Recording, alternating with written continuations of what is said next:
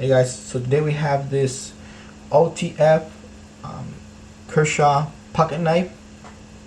I got it from Amazon.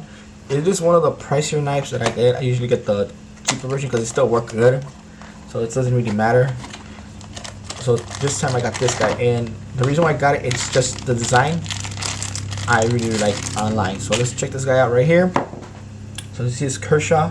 The price online was about $60, so it's one of the pricier knives, but I just love the design. It's really well made. It is a little heavy for the knife because it is a small knife. You see it here, but I love that you push down on this and it comes out and it gets stuck right there, like that's where it is.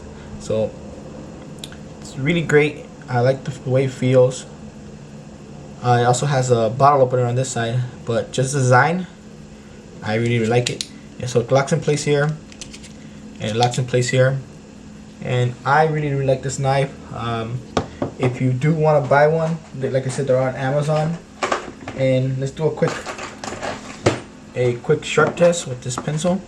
Oh yeah, that is sharp. That is really sharp. So if you like this, guys, check them out online, Amazon. Thank you for watching my video. Like, subscribe, and share, and I'll see you guys in the next video.